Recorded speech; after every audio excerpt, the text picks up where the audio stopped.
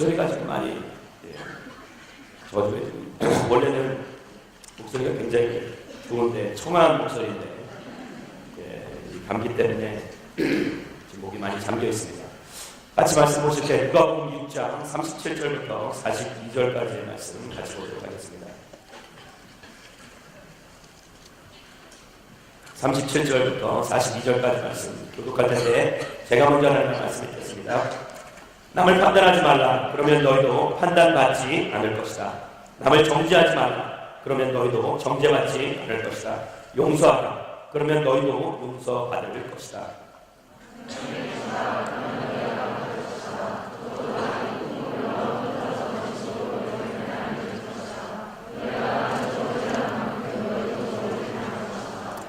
예수께서 또한 그들에게 이런 비유를 들려주셨습니다. 눈먼 사람이 눈먼 사람을 인도할 수 있느냐? 그러면 둘 다 구덩이에 빠지지 않겠느냐?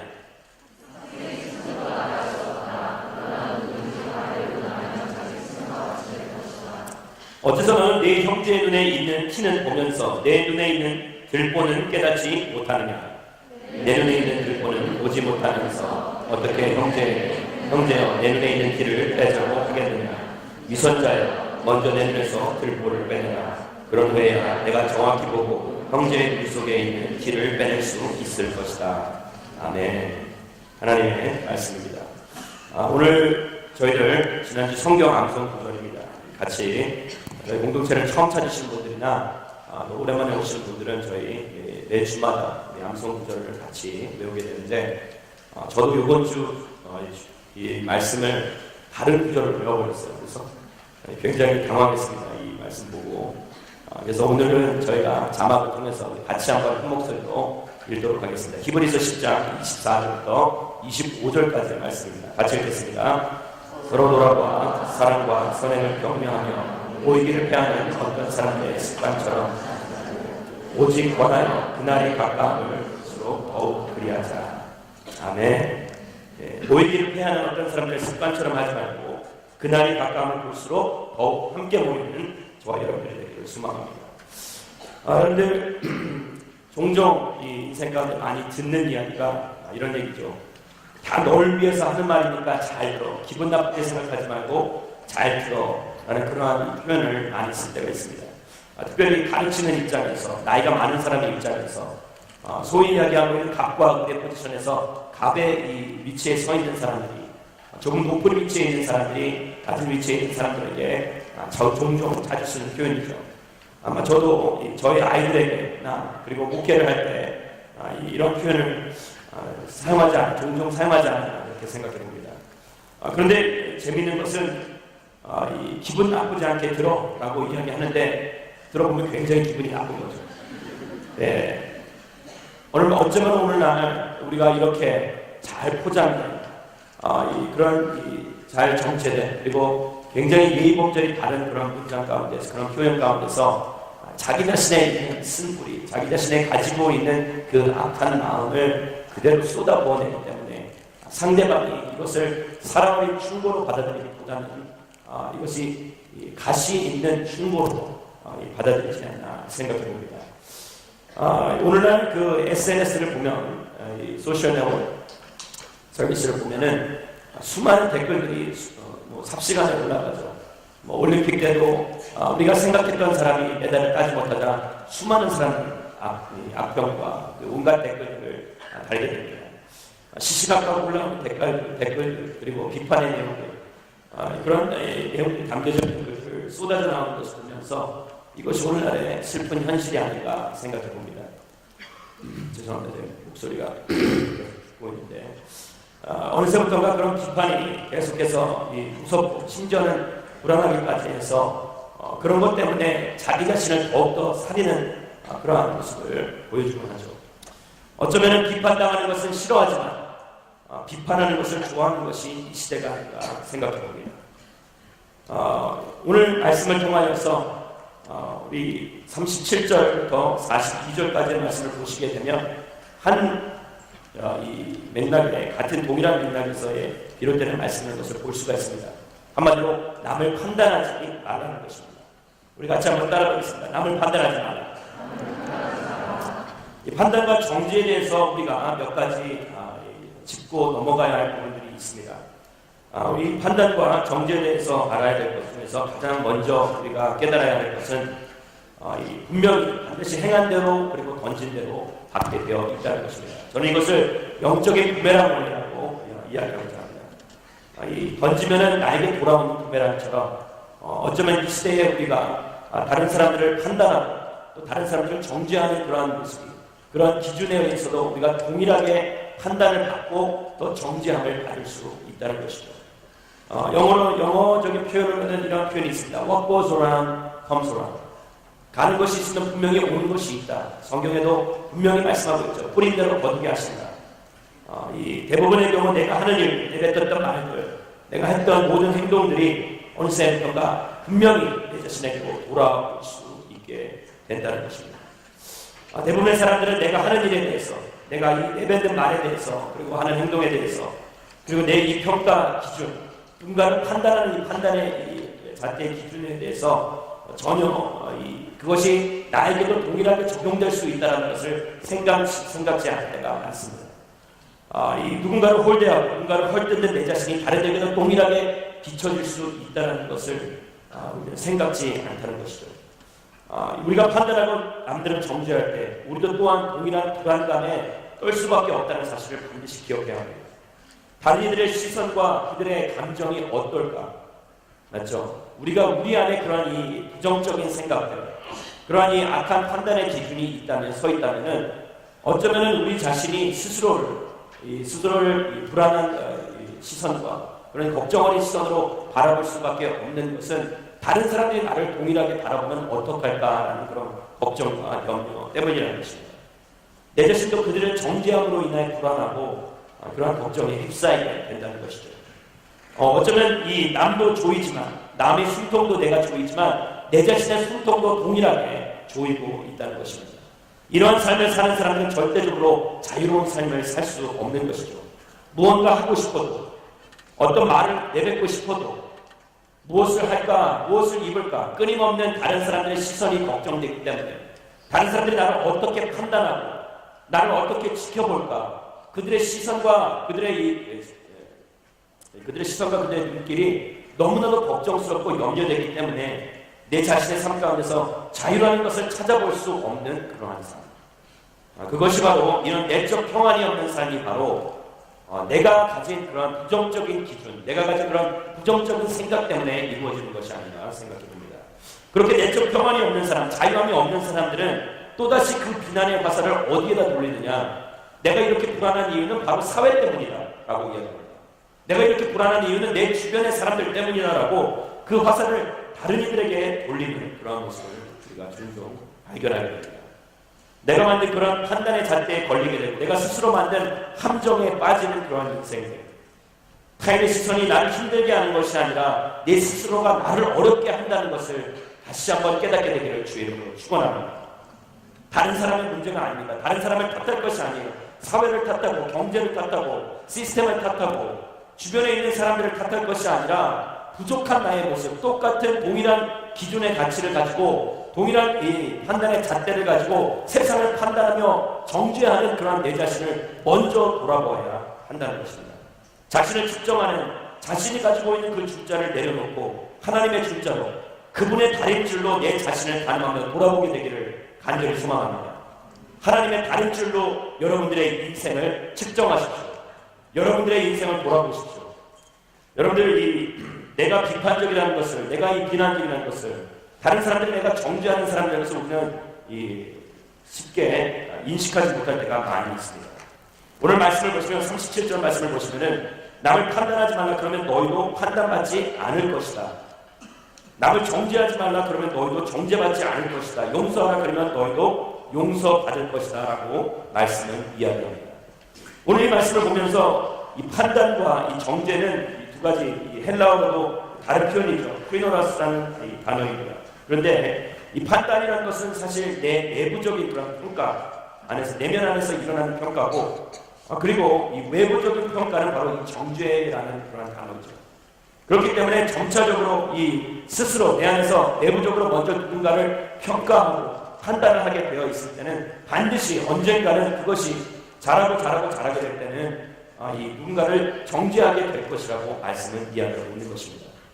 오늘 여쩌면 이 예배 가운데 가장 중요한 핵심적인 내용은 바로 우리가 그러한 다른 사람들을 그런 비난의 눈초리로, 그런 판단의 눈초리로, 내가 가지고 있는 그 평가의 잣대로 다른 사람들을 바라보고 있다는 것을, 부정적인 시각으로 다른 사람들을 바라보고 있다는 것을 가장 먼저 인식해야 할 것입니다. 때로는 예의 바른 언어에 아까 제가 얘기했듯이 잘 포장되어서 있는, 그러나 도끼가 있는 그러한 가시 있는 그런 비판적인 그런 언어들, 그러한 표현, 어쩌면 우리 가운데 내재되어 있고 잘 숨겨져 있지 않나 돌아봅니다. 그렇다면 왜 도대체 이 판단과 정죄를 하는 것일까, 사람들은? 그 이유는 다름 아닌 자신이 불안하기 때문이죠. 다른 일을 정죄할 때 최소한 내 자신은 그 비난의 화살들로부터 자유할 수 있기 때문입니다. 많은 사람들이 누군가를 손가락질하는 것, 누군가를 바라보면서 야, 저 사람이 저랬대, 어떠한 그런 이야기가 나오면 이 모든 소문에 같이 휩싸여서 그 쓸려가는 그런 물결에 같이 자기의 자신의 목을 던지면서 야, 저 사람이 저렇구나, 그 비난의 화살을 자기도 던지게 됩니다. 왜 그럴까? 그것은 바로 그 자기 자신이 그 비난의 화살들로부터 그 순간만큼, 그때만큼은 바로 자유로울 수가 있기 때문입니다. 더 나아가서 내가 그 사람보다 더 나은 사람과 같이 여겨지고, 그리고 내가 스스로 그 사람보다 더 좋아 보이는 그 위치에 서 있을 수 있기에 사람들은 다른 사람들을 비난하고 다른 사람들을 판단하며 정죄하는 일을 서슴지 않을 때가 많다는 것입니다. 내가 다른 이들을 판단하고 정죄하는 것은 최소한 내가 그렇지 않다고, 나를 그 자신의 그 사람들과, 내가 판단하고 정죄하는 사람들과 동일시 여기지 않는 그런 부분이 있다는 것이에요. 다른 이들보다 훨씬 더 낫다, 내가 다른 이들을 비하하고 다른 이들을 비판하고 비난하는 그 이유는 내가 그 사람들과 월등히 더 낫다고 여기기 때문입니다. 다른 이들의 죄를 파악하고 낱낱이 파헤쳐 고발하는 것이 나의 정의로움과 나의 그리스도인 됨을 표면화시킨다고 여기시면 여러분, 그것은 큰 착각이요 오산이라는 것입니다. 다른 사람들의 죄를 들추어낸다고 하여서 그것이 내가 죄 없음을 증거하는 그런 증거가 될 수 없다는 것이죠. 사랑하는 여러분, 우리는 다른 사람들과 분명히 다를 수밖에 없는 사람들입니다. 때로는 그 차이를 인정하지 못하고 그 차이에 대해서 내 뜻대로 따라주지 않는다고, 나와 다른 견해를 가지고 있다고 해서 나는 올바른 것이고 그는 틀리다고 이야기해서는 안 된다는 것이죠. 오늘 말씀을 보면서 저는 이렇게 생각합니다. 판단과 정죄의 이 기준은 도대체 누구인 것인가? 판단과 정죄의 기준은 사회도 아니요, 그리고 이 땅의 도덕과 윤리도 아니요, 그리고 어떤 체계도 아니라 오직 살아계신 하나님 한 분뿐이신 것을 믿으시기 바랍니다. 그리스도인들이라면 여러분들 이것을 분명히 인정하셔야만 합니다. 사람들이 또한 정죄하는 이유는, 이 판단하고 정죄하는 이유는 좀 곰곰이 생각해보면 내 자신을 너무도 지극히 끔찍히 아끼기 때문입니다. 내 자신을 사랑하는 사람들이 당연히 많죠. 누구나 다 자기 자신을 사랑합니다. 자기 자신을 사랑하지 않는 사람이 없겠죠. 그러나 자기중심적 사고는 좀 다른 것입니다. 오늘 말씀을 보시면 모든 것이 다 내 중심적이라는 것입니다. 내가 내 인생의 주인, 생각의 주인 되어서 모든 판단의 모든 잣대는 내 가치와 내 기준이 될 때 나와 뜻을 달리하는 사람은 무조건 적으로 간주하고 그들을 코너로 몰아붙이는 그러한 모습, 그것이 바로 잘못된 것이라고 성경은 이야기하고 있는 것입니다. 오늘 이 성경에서 이야기하고 있는 이 판단이라는 단어, 아까 말씀드렸듯이 헬라어로는 크리노라는 단어인데 이건 법정에서 재판관이 죄의 내용과 질, 형량을 선고할 때 쓰는 단어입니다. 그렇다면 우리들 중에 그 누가 있어서 다른 이의 선과 악을 판단하여 정죄하는 심판관이 될 수 있겠느냐는 것입니다. 여러분들, 우리 창세기 말씀을 보시면은 원래 인간이 창조되었을 때는 선과 악의 기준을 판단할 수 있는 존재로 지어지지 않았습니다. 선과 악의 판단의 기준을 어떻게 그들이 발견하겠냐? 하나님께서 금지하신, 하나님께서 절대 먹어서는 안 된다고 말씀하신 그 선악과를 먹음으로 인하여서 그들이 선악의 기준이 스스로 본인이 선악의 기준이 된 것 마냥 착각하게 된 것입니다. 인간의 그 선악의 판단을 스스로 하며 살도록 만들어지지 않았다는 것을 성경은 이야기하고 있는 것입니다. 즉 선악 판단의 주제는 오로지 하나님 한 분뿐이시오. 그러나 우리가 이 땅 가운데 살아가면서 스스로 법과 윤리와 도덕들을 만들어서 스스로 기준이 되어 선악을 판단하고 선악 판단의 주체자로 선 것 그 자체가 바로 죄악된 모습이라고, 변질된 그러한 원래의 창조적인 목적을 이루지 못하고 타락한 인간의 모습이 그것을 만들어낸 것이라고 성경은 이야기하고 있는 것입니다. 성경은 사람들을 외모로 판단치 말라고 강구합니다. 그렇죠. 이 구약과 신약에 걸쳐서 신구약에 끊임없이 등장하는 것 중에 하나가 외모로 사람들을 판단하지 말라는 것입니다. 우리 같이 한번 따라해보겠습니다. 외모로 사람들을 판단하지 맙시다. 이 부분에 있어서 많은 사람들이 막 고개를 끄덕끄덕거리면서 굉장히 동의하는 그런 모습을 보여줍니다. 그런데 이건 생김새나 물론 생김새나 외모가 조금 다른 사람들과 뒤떨어져서 그게 아니라 그러한 이유는 바로 이 외모라는 이 단어는 생김새나 그 외모 겉으로 비춰지는 그런 모습을 이야기하는 것이 아니라 행위나 외형으로 나타난 성숙과 변화의 정도, 뱀뱀이의 모양을 가지고 그가 선하다, 악하다라는 것을 판단하지 말라는 것입니다. 즉, 이 신약시대에서 예수님께서 계셨던 1세기 때에도 세리와 청년, 여러분들 많은 사람들이 세리와 청년은 악하고 지도자들, 바리새인들과 율법관들과 서기관들은 이 선하다라고 여기는 그러한 이 분별의식은 반드시 사라져야 된다고 이야기하는 것입니다. 이런 그러한 다름이 있어서는 안 된다는 것입니다. 우리 가운데 어쩌면 겉모습이 화려하고 청결하고 깨끗해 보이고 말쑥하게 잘 차려입은 사람과 어수룩하게 차려입거나 평범하게 입은 사람들, 깔끔한 사람들과 지저분해 보이는 그러한 사람들을 놓고 우리는 그런 다른 시각을 가지며 사람들을 판단할 때가 많이 있습니다. 행위로 갈림을 받는 것이 아닌 우리는 이 땅 가운데 온전히 하나님의 택하심으로만 판단되어야 된다는 것을 다시 한번 깨닫게 되기를 주의 이름으로 축원합니다.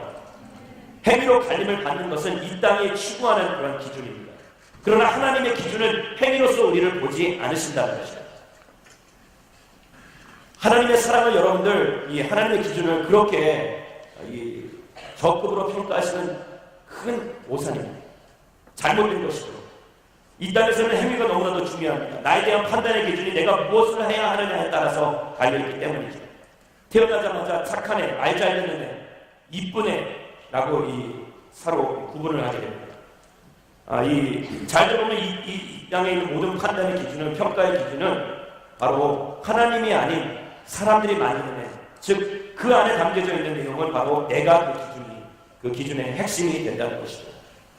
여기서 중요한 것은 세상의 기준은 모두 다 변한다는 것입니다. 예전에는 착하고 좋은 아이들은 그저 조용하고 내성적인 면들을 지닌 아이들을 좋고 착한 아이라고 이야기한다면, 훌륭한 아이들이라고 이야기한다면, 이제는 조금은 진취적이면서도 순종적이고 또한 다른 이들을 배려하고 이끌 수 있는 특별한 가진 아이들을 훌륭하다고 이야기합니다. 시대가 달라지면서 생각도 기준도 판단의 가치도 달라지는 것입니다. 즉 이 땅의 기준은 절대적인 것이 아니라는 것입니다. 절대적인 것이 아닌 기준은 우리가 본받고 따라야 할 기준이 될 수가 없다는 것입니다. 이 땅 가운데 있는 우리에 있는 모든 기준, 평가치는 다 상대적인 것입니다. 저는 특별히 이렇게 생각합니다. 이 자매들을 봤을 때 자매님들이 특별히 더 상대적인 것 같아요. 자기 자신들의 이 어떤 평가 기준, 미의 평가 기준은 상당히 객관적입니다. 그래서 자신과 친하면 무조건 이쁘고, 그리고 자신과 친하지 않으면 굉장히 싫은, 못생긴 사람으로 취급해버릴 때가 많이 있다는 것이죠. 어쩌면 오늘날 이러한 모습, 이러한 평가 기준 때문에 많은 사람들이 상처받고, 많은 사람들이 자기가 속해 있는 공동체에서, 자기가 속해 있는 그런 단체에서 자기 스스로를 격리시키며 스스로 고독함으로 빠져버리는 그런 경향이 있지 않나 생각해 봅니다. 많은 사람들은 신문이나 뉴스를 바라보면서 끔찍한 사건들이 터졌을 때 내가 알고 있고, 내가 속해 있고, 내가 조금 관련되어 있는 그러한 사람들을 보면 옹호하는 모습을 보여주고, 그러나 서슴없이 그들이 나와 아무런 관계가 없는 사람들의 것이 확인되게 되면 그때부터는 내가 가지고 있는 모든 것들을 동원해서 그들을 비난하고 비판하는데 전혀 허스럼 없이 앞장서는 모습을 보여줄 때가 있다는 것입니다. 못 묻은 사람이 못 묻은 사람을 누가 나무랄 수 있겠습니까? 10분, 약속 시간에 10분 늦은 사람이 15분 늦은 사람을 나무라고 그를 힐난하고 그를 질책할 수 있겠습니까? 그러나 어쩌면 세상은 그러한 원리 가운데 지금 돌아가고 있다는 것입니다. 성경은 이렇게 이야기합니다. 로마서 2장 1절부터 2절까지의 말씀을 같이 한번 읽겠습니다. 로마서 2장 1절부터 2절까지의 말씀입니다. 같이 읽겠습니다. 시작. 그러므로 남을 판단하는 사람은 그대는 남을 판단하는 것으로 정죄하고 있습니다. 남을 판단하는 그대가 똑같은 일들을 행하기 때문입니다. 우리는 그런 일을 행하는 사람에게 진리대로 하나님의 심판이 내린다는 것을 압니다. 진리는 오직 예수 그리스도 한 분뿐이십니다. 할렐루야. 절대 자신이 판단의 기준이 되어서 함부로 사람들의 선인되는 것과 악인되는 것을 규정하고 가를 수는 없다는 것입니다. 그래서 성경에서 우리 예수님께서 독사의 자식이라고 이야기하였다.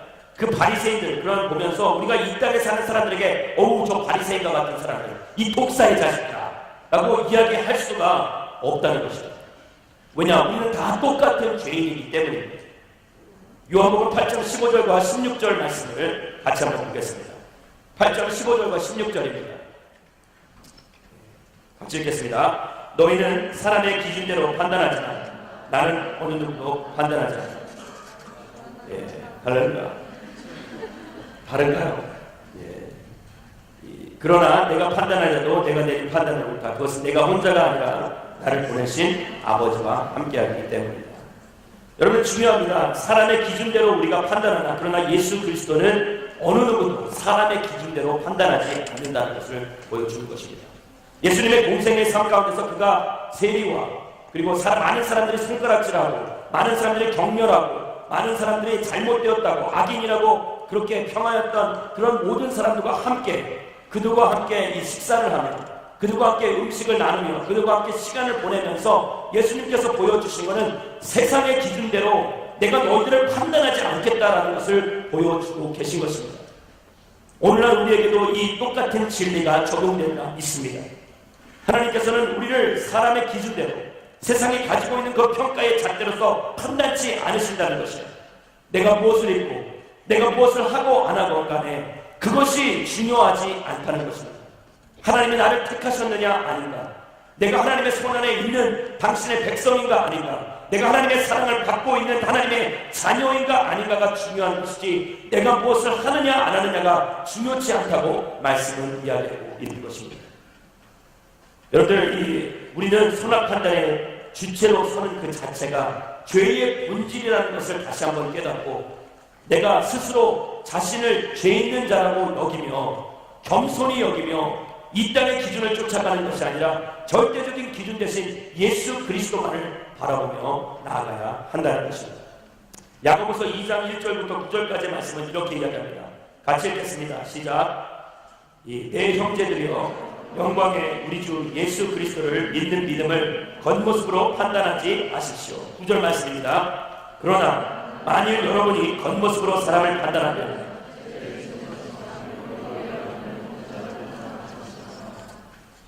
오늘 이 말씀 통해서 우리가 하나님의 긍휼을 받지 못한 사람들, 그 사람들이 바로 다른 사람들을 판단하는 사람들이요, 그 사람들이 평가하는 사람들이요, 정죄하는 사람들이라는 것을, 결국에는 긍휼을 받지 못한 자들은 반드시 긍휼 없는 심판에 던져지게 될 수밖에 없다는 것을 오늘 말씀이 이야기하고 있습니다. 말씀에서 주님은 세 가지 비유를 들어서 정죄와 판단의 잘못에 대해서 언급하고 계십니다. 이 세 가지 비유는 첫 번째는 눈먼 사람의 비유입니다. 눈먼 사람이 장님이 소경이 또 다른 소경을 어떻게 인도할 수가 있겠느냐. 소경이 소경을 인도하는 것은 둘 다 어느 순간에는 구렁텅이에 빠질 수밖에 없다라는 것을 이야기하는 것입니다. 여기서 이야기하고 있는 이 영적으로 눈먼 사람, 이 소경은 다름 아닌 이 바리새인들과 종교 지도자들을 이야기할 수 있는 것입니다. 나는 지도자의 위치에 올라가 있지만 하나님의 기준이 아닌 세상의 기준으로서 세상이 원하는 기준은 아까 제가 말씀드렸듯이 절대적인 기준이 아니라고 말씀드렸습니다.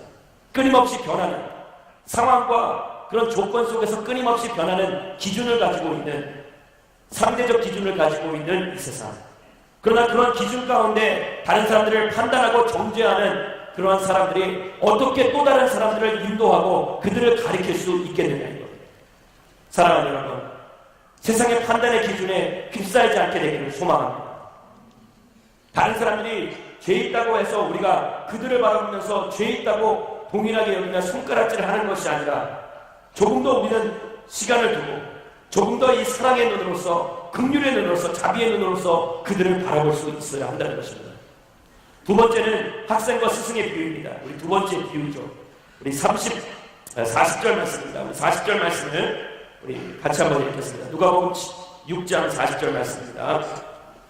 학생이 스승보다 나을 수 없다. 그러나 누구든지 다 배우고 나면 자기 스승과 같이 될 것이다. 오늘 여기서 이야기하고 있는 것은 많은 사람들이 이 스승이라는 부분을 예수님이라고 착각하는 경향이 있습니다. 학생이 스승보다 나을 수 없다. 당연한 것 아닙니까? 그러나 누구든지 다 배우고 나면 자기 스승과 같이 될 수 있다. 결국엔 그럼 내가 예수님과 같이 될 수 있는 것, 그걸 이야기하는 것입니까? 아니, 그걸 이야기하는 것이 아닙니다. 이 비유가 이야기하고 있는 것은 바로 여기서의 스승은 이 땅에서의 스승, 즉 한계를 가지고 있는 스승을 이야기하고 있는 것입니다. 그렇기 때문에 한계를 가지고 있기 때문에 아무리 그 사람에게서 배워봤자 그 스승의 그릇만큼밖에 성장할 수밖에 없다는 것입니다. 여러분, 그래서 끊임없이 우리는 이 초등학교 때 교사 선생님, 그리고 중학교 때 교수님, 다른 선생님들을 만나게 되는 것이죠. 그리고 이 대학원에 가서는 또 다른 지도교수를 만나면서 그 지도교수의 그릇만큼, 그분이 아는 지식만큼 우리는 잘할 수 있기 때문에, 그분이 가지고 있는 삭심만큼 우리가 잘할 수 있기 때문에 우리는 훌륭한 지도교수 밑에서 지도를 받고자 하는 것입니다. 그것은 당연한 것이죠. 그러나 이 땅에서 우리는 가장 영적인 스승, 탁월한 스승, 이 땅에 그 영원한 절대적인 예수 그리스도를 스승으로 두고 있음에도 불구하고 눈에 보이는 것이 다인 것 마냥, 눈에 보이는 것이 전부인 것 마냥 내가 보기에, 세상이 보기에, 세상이 판단하기에 좋아 보이고 훌륭해 보이는 그러한 사람들을 스승으로 여기고 그들만을 추구하는 그러한 경향이 보일 때가 있다는 것이죠. 사랑하는 여러분, 눈에 보이지 않는 예수 그리스도, 그러나 이 땅 가운데 절대적인 그 진리, 성경 66권으로서 이 땅 가운데 온전한 삶을 사셨던 그 예수 그리스도가 우리들의 영원한 스승이 되시는 줄 믿으시기 바랍니다. 사람이 아닙니다. 전현규 목사가 아니고 그 어떤 사람도 아닙니다. 사람이 아닌 살아계신 하나님이 내 인생의 스승이요, 내가 믿고 따라야고 내가 의지할 분이어야 된다고 말씀을 이야기하고 있는 것입니다. 그만이 절대적인 기준 되시는 분이요, 그만이 내가 믿고 신뢰할 수 있고, 절대적이라는 것은 흔들림이 없다는 것, 견고함, 그리고 변함이 없다는 그 사실을 이야기하고 있기 때문에 그 변함 없는 진리 대신 예수 그리스도만을 바라보는 것이 우리의 삶의 목적이 되어야 할 것입니다. 마지막으로 세 번째 비유는 이것입니다. 우리 같이 한번 41절 말씀을 읽겠습니다. 시작. 어째서 너는 내 형제의 눈에 있는 티를 보면서 내 눈에 있는 들보는 깨닫지 못하느냐. 어쩌면 우리는 다른 사람들의 눈에 있는 티를 너무나도 잘 살펴보지 않나 생각해 봅니다. 다른 사람들의 눈에 있는 그 이 티는, 티끌은 만원경을 통해서, 현미경을 통해서 여러분 가지고 있는 각각 모든 것들을 다 봉헌해서 다른 사람들의 잘못은 낱낱이 파헤치려 하는 그런 성향이 있는 것이죠. 그러나 정작 우리 자신을 돌아보지 못한다는 것입니다. 중요한 것은 이 말씀을 통해서 우리가 알아야 할 것은 내가 바로 용서가 필요한 사람이에요. 나야말로 다른 사람들의 판단과 정죄 가운데 온전할 수 없는 그러한 사람, 자유로울 수 없는 그러한 사람이라는 것을 내가 먼저 인식해야 한다는 것입니다. 하나님의 은혜 없이는 아무것도 이룰 수 없는 사람, 용서받지 못한다면 이 땅 가운데서 감히 하늘을 들어 고개를 들어서 하늘을 바라볼 수 없는 그런 파렴치한 죄인이라는 것을 우리는 반드시 깨달아야 한다는 것입니다. 사도 바울은 이 부분에 있어서 이렇게 이야기하죠. 자기 자신이 죄인 중에 괴수라고 스스로 여깁니다. 아마 그의 스스로 자기 자신의 그러한 고백처럼, 영혼의 고백처럼 자기 자신을 그렇게 스스로 낮게 여겼기 때문에 다른 사람들을 우러러볼 수 있었고 다른 사람들을 섬기는 그러한 자리에 설 수밖에 없었던 것이죠. 어쩌면 오늘날 말씀이 이야기하고 있는 것은 다른 사람들을 돌아보기 이전에, 다른 사람들의 잘못을 비난하고 실책하기 이전에 네 자신의 정체를 다시 한번 그리스도 안에서 발견하라라고 말씀을 이야기하고 있지 않나 생각해 봅니다. 내 눈 안에 있는 들보를 빼야만은 우리는 일어나는 상황을 분별할 수 있다는 것이죠. 42절 말씀을 같이 한번 보겠습니다. 마지막 구절이죠. 같이 읽겠습니다. 시작. 내 눈에 있는 들보는 보지 못하면서 선자여 먼저 내 눈에서 들보를 빼내라. 그런 후에야 내가 정확히 보고 형제의 눈 속에 있는 길을 빼낼 수 있을 것이다. 중요한 내용입니다. 들보는 보지 못하면서 어떻게 형제의 내 눈에 있는 길을 빼자고 이야기하겠느냐. 여러분들 우리 자신을 먼저 돌아보요. 우리가 은혜가 하나님의 은혜가 절대적으로 필요한 사람이라는 것을 깨달아야 한다는 것입니다. 같이 한번 따라해보세요. 우리는 하나님의 은혜가 필요한 사람들입니다. 그 은혜가 필요한 사람들이기 때문에, 하나님의 용서가 필요한 사람들이기 때문에, 용서 없이는 이 땅 가운데 죄인으로서 밖에 살 수 없기 때문에 우리는 그것을 인정하고 이 땅 가운데 살아가야 한다는 것입니다. 그러나 그것을 하지 않는 사람들, 자기 자신을 돌아보지 못하고 다른 사람들을 정죄하는 사람들을 성경은 뭐라고 이야기하냐? 위선자라고 이야기합니다. 히포크리스는 것은 그 당시 이 고대 그리스도 이 헬라 문화에 있어서는 그리스인들의 헬라 문화에서는 이렇게 이야기합니다. 시극 배우들이 연극을 할 때 있어서 어떤 특정한 가면을 쓰고 두 가지 얼굴, 속 안에는 어떠한 이 가면을 쓰고 있는지는 모르겠지만 겉으로는 이 평화스러운 모습, 겉으로는 이 온화한 모습, 겉으로는 인자한 모습을 가지고 있는 그런 사람들. 그러나 내면은 썩을 대로 썩었습니다. 내면을 더 이상 부패할 수 없을 정도로 썩어 비틀어진 그러한 인생을 이야기하는 것입니다. 그러나 겉은 평안해 보이고 겉은 온화스러워 보이는 그러한 모습을 가지고 성경은 위선자라고 이야기하고 있는 것입니다. 그 가면을 벗어야만이 내 눈에서 들보를 빼낼 수가 있다는 것입니다. 그런 후에야 내가 정확히 보고 형제의 눈 속에 있는 티를 빼낼 수 있을 것이다. 오늘 이 말씀을 보면서 저는 다른 것이 아니라 다른 이들을 도울 수 있기 전에 내 자신을 먼저 도와야 한다는 것입니다. 여러분들 이 비행기를 먼저 타게 되면은 비행기 안에서 이 스튜디오스들이 나와서 이 비행기 안에서 있어야 할 그런 상황들에 대해서 이야기해 줍니다. 그런데 재미있는 부분은 이 비행기가 그 터뷸런스 좀 심하게 흔들리거나 그런 위급한 시기에는 위에서 이 산소 마스크가 떨어지는데 그 산소 마스크를 항상 누구 보고 먼저 착용하라고 합니까? 먼저 어른들이 먼저 자기 자신을 착용하고 그리고 다른 사람을 도와주라고 이야기하는 것입니다. 왜 이렇게 이야기할까요? 자기 자신들을 스스로 먼저 돕지 못하고 내 자신이 바로 서 있지 못하는데 누가 누구를 도울 수 있겠느냐. 이것이 바로 성경이 이야기하고 있는 영적인 원리인 것입니다. 소경이 소경을 이끄는 것. 절대 있을 수 없는 그러한 상황들이 일어나는 것은 다름 아닌 내가 먼저 서 있지 않았을 때, 내가 먼저 하나님의 거룩한 도움을 받고 내가 먼저 일어서지 못했을 때에 일어나는 현상이라고 말씀을 이야기하는 것입니다. 우리가 먼저 살아나야 합니다. 다른 이를 돕기 위해서는 우리가 먼저 그리스도 안에서 그 절대적인 진리 안에서 그만이 나의 삶 가운데 온전한 기준 되심을 고백하며 하나님의 은혜를 우리의 삶 가운데서 느끼며 만끽하며 살아가야 한다는 것입니다. 성경은 이 하나님의 사랑으로 말미암아 깨끗이 우리가 치유함을 받을 수 있다고, 우리 안에 있는 들보를 하나님의 사랑으로 말미암아 빼낼 수 있다고 이야기합니다. 갈라디아서 5장 6절 말씀을 같이 보도록 하겠습니다. 갈라디아서 5장 6절 말씀 같이 읽겠습니다. 시작. 그리스도 예수 안에서는 할렐루야. 이것도 잘못된 구절이고 갈라디아서 5장 6절입니다. 제가 읽겠습니다. 그리스도 예수 안에서는 할례를 받는 것이나 할례를 받지 않는 것이나 아무 소용이 없고 오직 사랑으로 역사하는 믿음뿐입니다. 자, 계속 띄워주십시오. 말씀. 자, 이 부분에 있어서 오직 사랑으로 역사하는 믿음뿐입니다 라는 이 부분에다가 여러분들이 좀 관심을 기울이시기 바랍니다. 여기서 이야기하고 있는 이 사랑으로 역사하는 믿음, 다른 것이 아니라 하나님의 사랑이 믿음을 낳는다는 것입니다. 그리고 그 믿음이 바로 우리의 인생 가운데 구원을 낳는다는 것입니다. 많은 사람들은 우리 스스로가 내가 믿었기 때문에, 내가 스스로 믿었기 때문에 그 사랑을 깨달았기 때문에 내 인생 가운데 변화가 일어났다라고 이야기하지만 말씀은 그렇게 이야기하지 않습니다. 6절 말씀에 보면 사랑으로 역사하는 믿음뿐, 즉 하나님의 사랑으로 말미암아 우리가 믿을 수 있는 것이고 그 믿음으로 말미암아 이 땅 가운데 우리가 구원을 얻을 수 있다는 것이에요. 우리 안에 들보를 빼낼 수 있는 것은 여러분 내가 선한 행위를 한다고 내 삶에 어떤 체질이 개선된다고 해서 완전하게 이루어지는 것은 아닙니다. 내 들보는 끊임없이 생기게 됩니다. 그리스도인이라고 해서 죄를 짓지 않는 것이 아니라는 것이에요. 어쩌면 그리스도인들이 더 많은 죄를 질 수도 있습니다. 그래서 세상에는 이 두 부류의 사람들밖에 없는 것이에요. 용서받지 못한 죄인들과 용서받은 죄인들, 딱 두 부류의 사람들밖에 없다는 것입니다. 우리 모두가 다 하나님의 기준에 놓고 보았을 때는 죄인이라는 것이에요.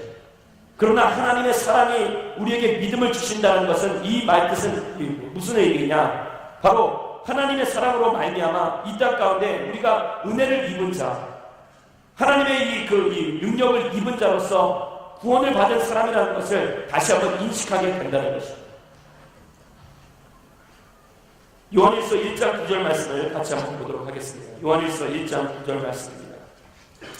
만일 우리가 우리의 죄를 자백하면 하나님은 신실하고 의로우신 분이시므로 우리 죄를 용서하시고 모든 불의에서 우리를 깨끗하게 해주실 것입니다.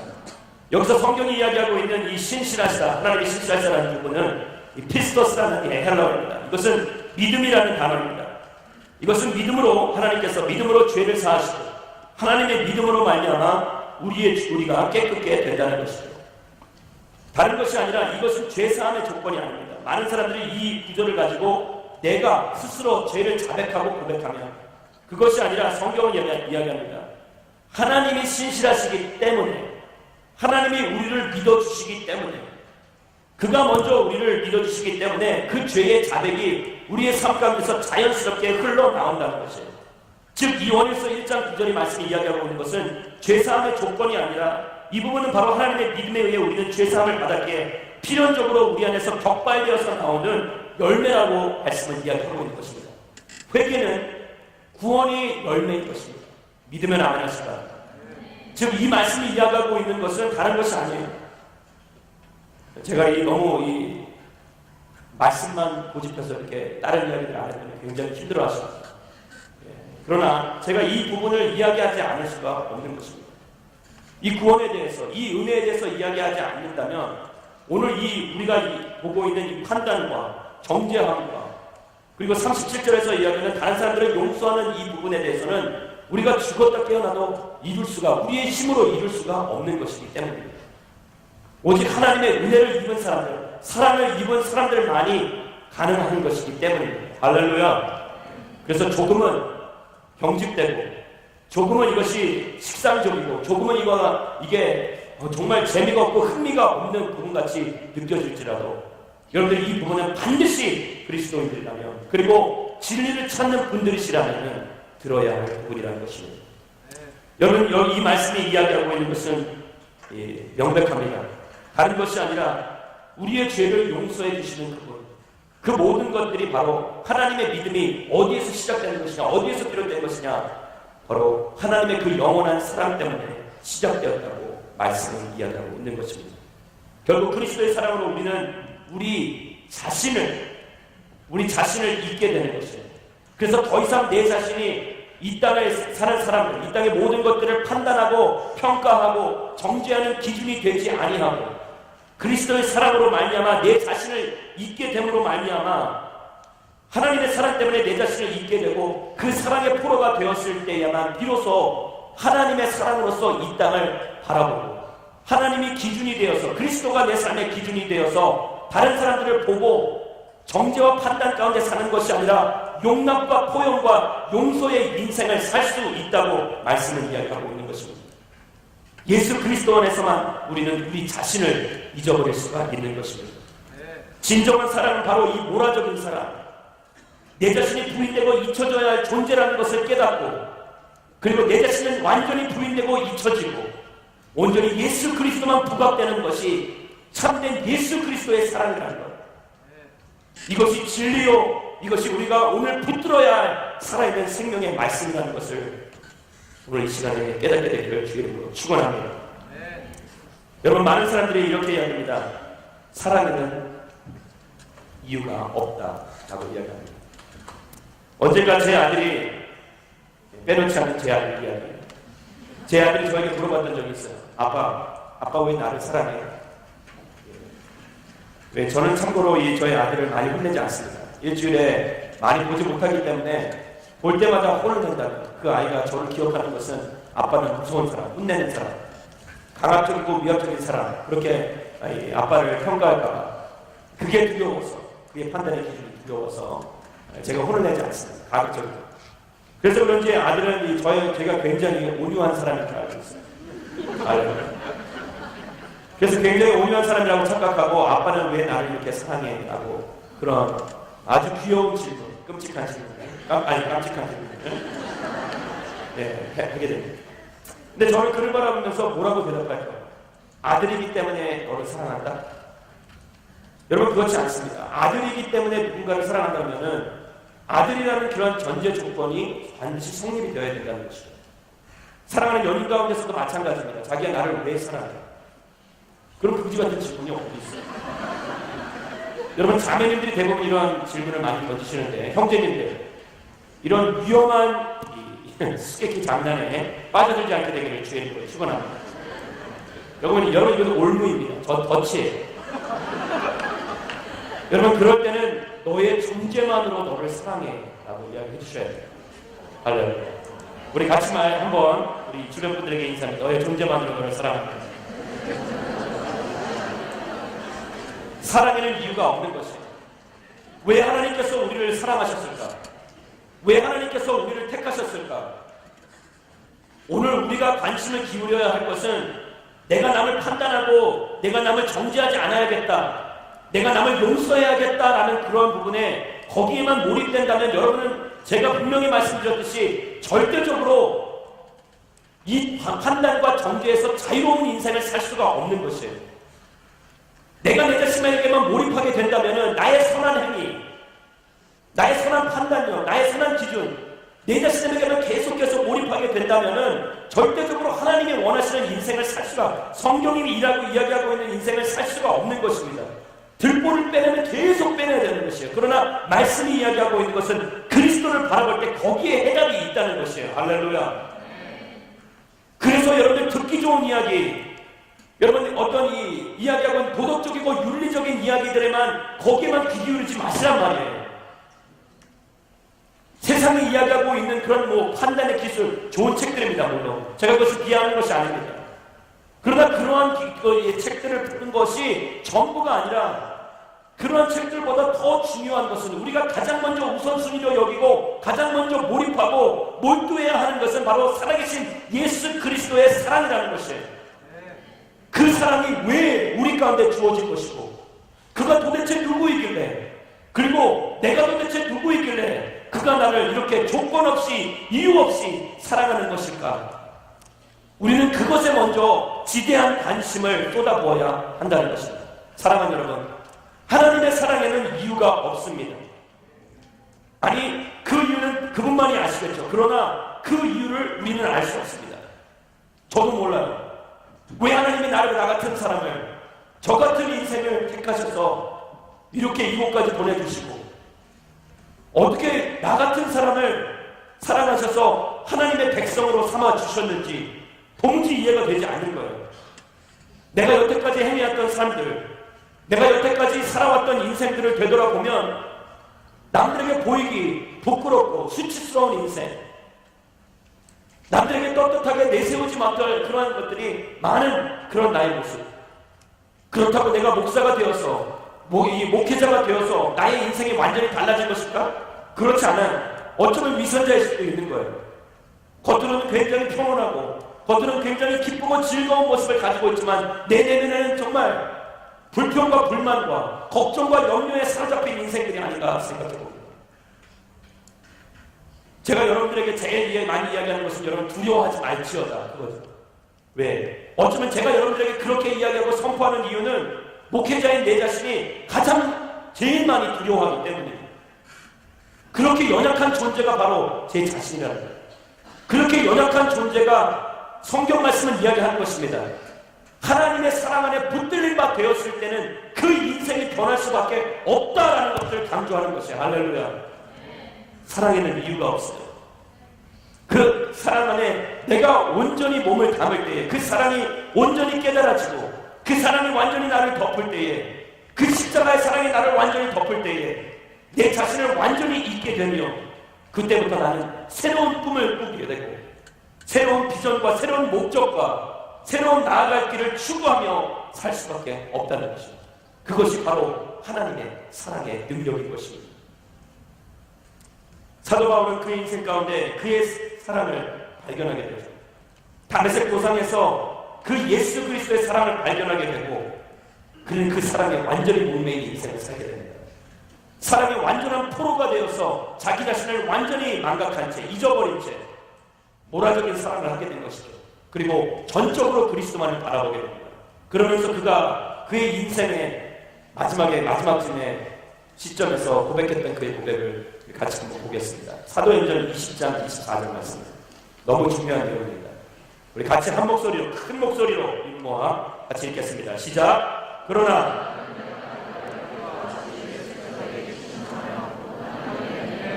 증거하는 사명을 다 완성하기 위해서라면 내 생명을 조금도 귀한 것으로 여기지 않습니다. 아멘.